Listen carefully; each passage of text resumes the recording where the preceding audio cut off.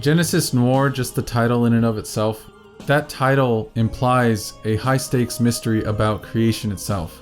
What is at stake is love, or the entirety of human history and our universe. This film noir style carries that same noir mood of pessimism and a fatalistic view of existence. A kind of emotionally distant and drained hero at its center, a step removed from all the others in which he's interacting in order to solve this crime. The art style itself matches that same kind of pessimistic mood. It's drab, removed emotionally and representationally. It doesn't look like all of the things that it's attempting to show. We're talking about black and white line drawings, like the pages of a notebook filtered through a light bulb, or like lines dragged across a chalkboard and all the grain intact. In many ways, it's a reminder to me of something like Disney's Fantasia, in that it's trying to visualize sound and have that synesthetic combination of image with music and all of the abstraction in between. We're getting this crime story in the midst of poetic abstraction. And the center of this crime story is you, no man. You're a watch peddler, someone tracking the delineations of time, marking them off to then sell it to the rest of the world. And just like the job that you're doing, you have a perfect sense of all time at once. Just like Dr. Manhattan in Watchmen, you're witnessing all periods of time at one single moment, and time is not linear like the line on a page. Time is not something set from one to the next to the next. All those things are all happening at once, and you're there and you're witnessing it. You, no man, this watch peddler, this person on the side, living in the loft of some clock tower, you fall in love with a jazz singer, a seemingly beautiful woman whose lines are as curved as the golden ratios that you attempt to find later on. You fall in love with this woman, and little do you know, she already has a love interest in her bandmate, the saxophone player Golden Boy. Because of your affair with her, Golden Boy becomes jealous. He is himself a jealous god. He fires his gun at her, and you walk in at the very moment that she's being shot. That shot from the gun is a bang that becomes the big bang at the center, the very birth of the whole universe. You are trying to save her by destroying all of the creation that now exists from this big bang. The big crime at the center of this noir is the crime of creation itself.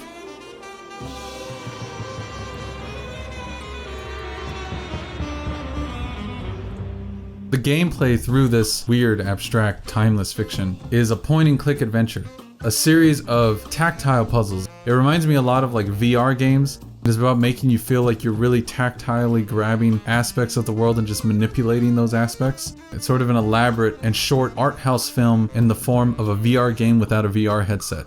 All along the way, as you look at this big bang, this big mystery in front of you, you're just selecting stars and planets, and you're learning little bits of science, and you're finding materials so that you can form a black hole to end all of this, to destroy this big bang, to reverse all of creation so that you can keep your love alive. In that sense, it's a recollection of time from a jazz club love affair gone wrong. It introduces a lot of questions before it gives you answers. It makes the universe mysterious again, while also providing a lot of hard, detailed scientific fact. It does so with a style that is very poetic and open-ended and artistic and musical and whimsical, and it does so in a way that is not afraid to make bold choices. It is not like other games. It would be unfair to pigeonhole this game as simply a point-and-click adventure or a puzzle game or a rhythm game or anything like that. It is all of those things. One thing that I thought of while playing this game is the ways that video games have a really hard time integrating the fiction with the gameplay. Video games try to be like movies very often. They have a set story and they just want to tell you that story. Often the characters will go through a wide variety of revelations. Their internal state would seemingly shift dramatically in terms of what they're learning about themselves and about their world. But the gameplay through the bulk of the game stays mechanically the same. If you play a role-playing game, you'll have characters lose the love of their life, and then just the numbers change, and then they're still fighting. So there's like this big disconnect between the actual story and the actual gameplay that you're doing. What was interesting to me about what Genesis Noir was trying to do is it felt like it was trying to tell a story where what you're doing as a game player was shifting based on what you were learning in the story. When you learn about the constellations in the sky and the way that humans begin to see patterns in those constellations, you become the connector of the patterns. When you learn about seeds and how by planting them they can grow, and planting other seeds they can consume, things grow by consuming, you then become the planter of various seeds. What you're doing in the game is constantly reacting to the fiction that's happening in the broader sense of like this weird world. That to me is most prominent in the love story that's happening. When you're in love with someone, they become irrationally important to you. He fell in love with this lady. This big bang is happening. They're cosmic figures, so like even something like a bullet can create a whole universe. He's willing to destroy that entire universe for her. Everything in this universe is living. He literally begins to meet all of these living creatures. They become actually things that only exist because of him. In his attempts to destroy them, he actually makes them live. He will combine genes together so that they can procreate. He causes like a set of evolution to occur. He's doing all of that with the sole purpose of eventually destroying it. He's not noticing all the beauty and love that's happening there. He's completely just kind of dragging his feet along this bounteous, joyous creation around him. I love the siloing effect that's sort of illustrating, right? The ways that a love story is very narrowly defined in terms of what's important. There's this concept in morality, I think Peter Singer comes up with it, about like the expanding circle. The idea is that over time, our morals are not changing. The only thing that's changing is not the morality, it's just this circle of who we decide to include within that morality. A lot of the rights that we've given to many humans we don't offer to animals because they're not included in that circle. And if they ever were to be included, it wouldn't be a change in morality, it would merely be an expansion of who's included within that system.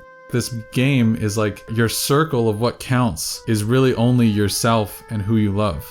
And that is love. I mean, that's a love story, perfectly encapsulated. And then you're willing to destroy everything for that.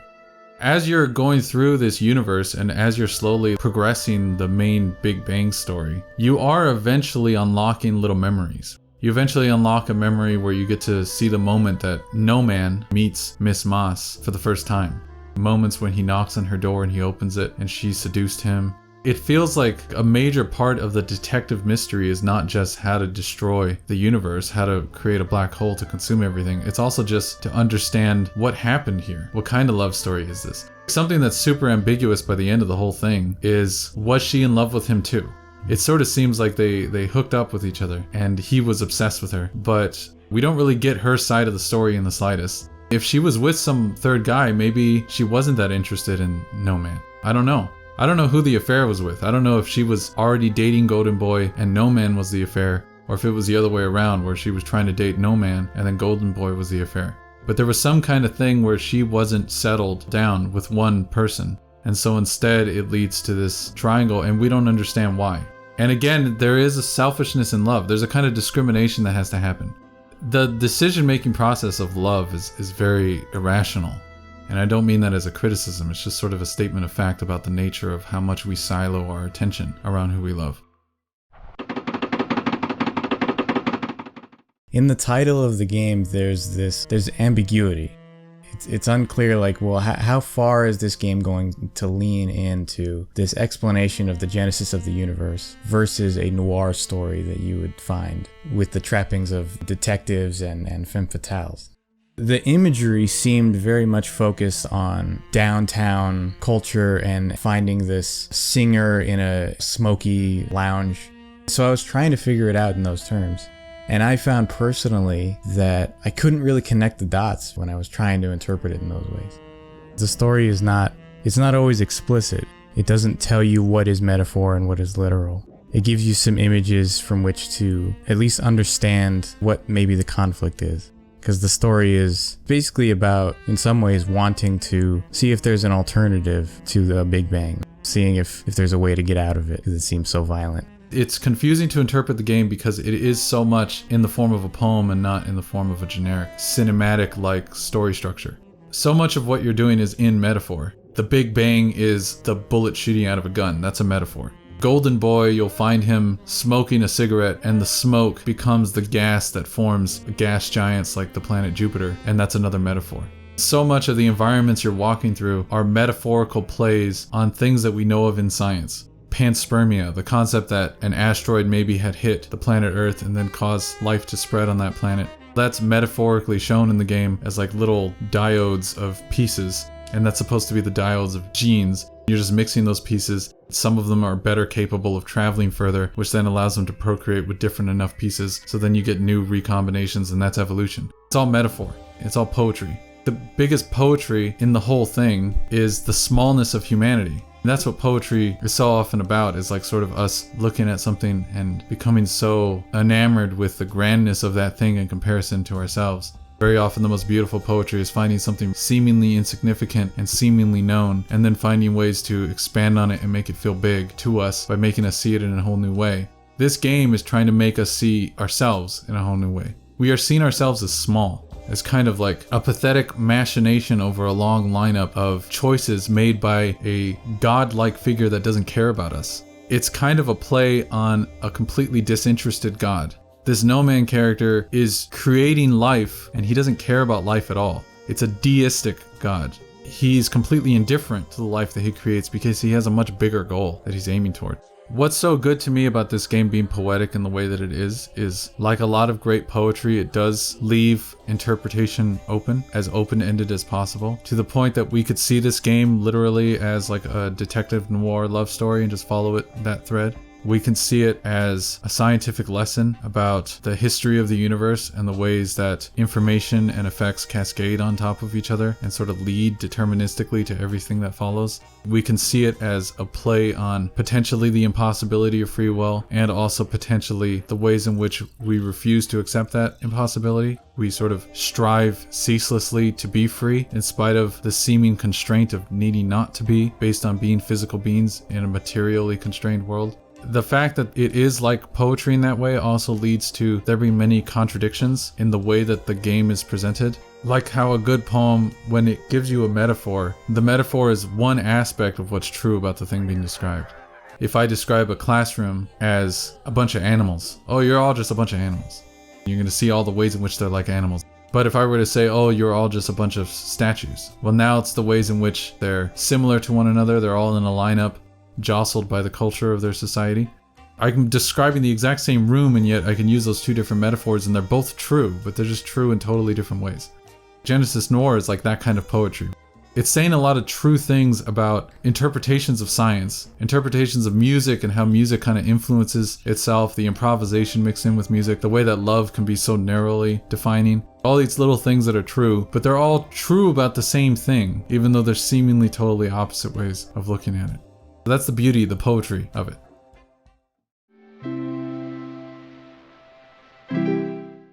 As the game keeps going, it becomes increasingly obvious that this game is all about science. It is always set to the backdrop of science. Much like a game like The Witness, which will bring up the history of discovery and the history of doubt, I feel like Genesis Noir, it approaches science in a way that does not focus on giving you a sense of satisfaction. I think there's something thematically poignant about the way that it does not give you particularly difficult puzzles to solve, because the universe is not designed. It's chaos. It's chaos that can only gain its sense of order when you zoom out and when you see the bigger picture. And any kind of media that comes from human ingenuity and desire to make something that has never been said before, this game is challenging you to appreciate science as an observer. I did just enjoy the many different allusions to the history of science, the history of scientific discovery in the game. Even just the fact that the main character is a watchmaker sort of alludes to this thing that Albert Einstein said when he found that he was horrified by the nuclear bomb, and he said, I should have been a watchmaker. It's a nice little tie-in to the entire concept of like the exploration of how the entire universe works on a very large scale, and how this can have an effect on our perception of where things are going, where time will lead us, having to figure out where do we want to go. This game is playing with determinism, with things having a set beginning, middle, and end. This creature that you're playing, this no man, is less of a god and more of a kind of entity or consciousness within the constraints of physics. One of the things that I didn't understand initially, because when you're clicking on all those little nodes in the Big Bang, and that's sort of like the timeline of history that you're going through, I was a little confused because it wasn't fully chronological. That seemed weird to me. It would sort of jump out of order with time. And then eventually I sort of figured out, oh, he's seen all of time at once. He sort of has access to the full timeline, because to him, time is not an arrow. To him, time is just space. So as he moves through space, he's also moving through time. So time is just a set of rooms that he's entering in and out of. That to me helped me understand the story a lot more. It really felt like a character who was just moving between these rooms of time in order to try to find, he was a detective trying to find a solution to his problem.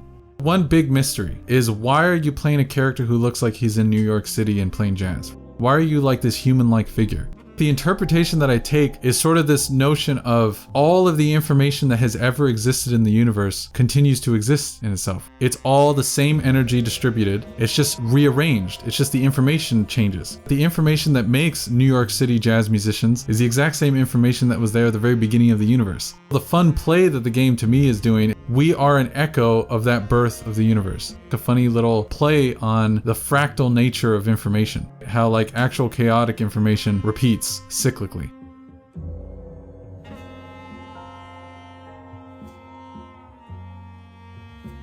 By the time we see No Man reaching the end of his journey, at which point he's lost an arm, he seems like he's despairing a bit and he's looking for something to feel connected to in this lonely position he's in. And he finds this genderless, formless being who can dance and sing with him as they spread humanity or some new form of humanity sort of across the cosmos. And they're doing so with this dance and this singing. They start to open these doors that show them 4 different aspects of the story so far. The hunter, the scientist, the Ronin, and the musician. And each of those aspects are divided into a triptych that seemed to me to be consistent between all of them. You sort of zoom through a bunch of images and you land at this diorama at the end. And diorama seemed to, in every case, show a violent end. It was very satisfying to me because I felt like I at least understand what is being talked about. The one thing to me that seems to be out of place in all of this scientific discovery is the hypothetical of a big crunch, which is not a theory that is particularly relevant nowadays. It seems like they bring it up almost as an important wrinkle in the way that things could work. What if we couldn't go on forever? What if we couldn't be a stage 1 society and then stage 2 and then stage 3 and to just keep going on collecting resources forever? It's sort of like this realization that even as you evolve as a species and develop new technological limits, you still ultimately have nothing to lose because you're going to lose it all at some point. The only way, of course, to experience that in a dramatic way is to be this being who is outside of time and just watching all of that and trying to figure out if there's another way. Does this violence have to happen? The conclusion he comes to, with the help of this other formless being, that he does have to accept it. That there's nothing he can do to make the world this pure place that doesn't involve death. That life is always mirrored by death. You have to accept both of those things. I got a little emotional towards the end because I just like the idea of it. And once that idea finally crystallized and became clear, that's when I was really able to enjoy it in a way that I was kind of in waiting for before that. All the choices that you can make lead to some kind of destruction. If you save Miss Mass from being shot, then you destroy all that life that's contained as a result of the Big Bang. If you let all that life live, then you let Miss Mass die. If you decide to go back in time, if you fully reject that exchange, well, that's the death of a love story. That's the death of one whole timeline of existence and life. There is a kind of inevitability to it. There's this philosopher Heidegger, and he has this point about being. He has this book, Being in Time. And the whole point of that book is like the very nature of being, of existing in the world, is a kind of inevitable death. Every action that you're doing, every fixation that you have is a kind of propulsion forward to actively exist in contrast to what will come, which is going to be a kind of death. And there's this view of the fact of your life being finite is precisely what gives you the freedom prior to the end. There's a kind of joy in rushing at it in terms of facing the problem, realizing what opportunities you have precisely because of that fact, precisely because you're going to die. And it's like this main character, this No Man guy, by the end when you're dancing, when you're doing that music with this, what I took it as like a collective humanity, This creature, this colorful androgynous creature, is kind of like a god in the way that you are, in that it seems to like be integrated with the cosmos. And this is where the hard sci-fi really comes in. It's not just a metaphor of humanity in one creature. To me, it's literally like humanity kept advancing and kept finding new ways of utilizing energy to the point that they were eventually able to create a collective conscious that they're all integrated into. There's this idea of the omega point theory. Okay, this is going to require a lot of explanation. Okay, the universe is expanding. We know this because we could look at the redshift of stars as they move away. We know this because of the background microwave radiation that exists, which is sort of an echo of the initial Big Bang, and the fact of the slight deviations within that radiation. That's precisely the deviations necessary for stars to form, for matter to come together, for helium to exist. Like all these little chemicals, they needed to have enough deviation in the background radiation so that they actually come together. And then that continuously cascades out, right? So everything's expanding, and we know that it's expanding faster away. It's not just one set rate that it's going. As it expands more and more and more, the idea is like at some point the mass will reach a critical point, that the mass in the universe will be greater than the expansion rate. And that's what causes the big crunch. The omega point theory was like this. I mean, I don't think it's like a serious theory. This theory is actually done by a priest guy. I think he was a very religious person. Much of this theory is just taking the science that we know and finding a way to put God into it. But it's still really fascinating because the point that he makes is that when the big crunch begins to happen, if it happens, right? If the universe starts to shrink in on itself, the access to energy increases. All of the energy sources get closer and closer together. I mean, that's one of the horrible things about the universe expanding continuously, is when it expands enough, our energy sources reduce because everything gets farther and farther away. Our access to energy sources from solar bodies now dissipates. If the big crunch happens, it would happen slowly. It would happen over billions of years. So we would actually have access to all this information.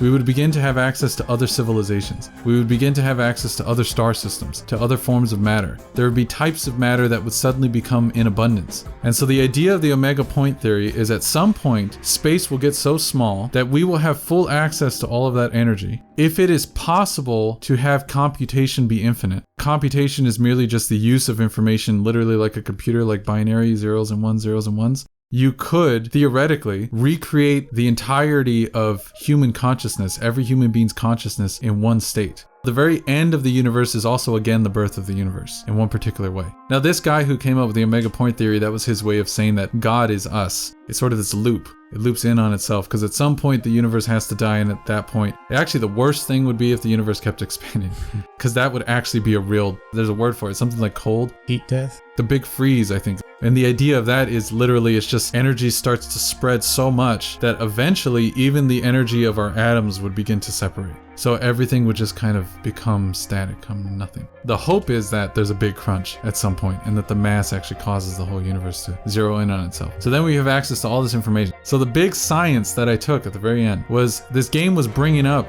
the use of energy that humanity was doing, right? So as humanity was progressing, and you're watching it as No Man, and you're seeing all these humans utilize energy in new ways. One part of that progress was to integrate their consciousness with computation. Because everything about how we think, unless you take a spiritualist view, and that's fine, go ahead. But if you don't take a spiritualist view, everything about how we think is a series of nodes, neurons, firing connected to each other. It's the emergent property of that cascade of connections. That's information. It's a kind of computation. At some point, they connected themselves to an elaborate enough computation that human consciousness did not have to be separated. Then you're finally meeting that consciousness, and with that information also comes knowledge of the birth of the universe, and also comes knowledge of this grand creature, which is No Man. And that's why you and humanity are finally connecting with one another. That's really heavy science. So it was like really, really great having all these little bits of science just sort of mixed in to what I thought was just poetry the whole time.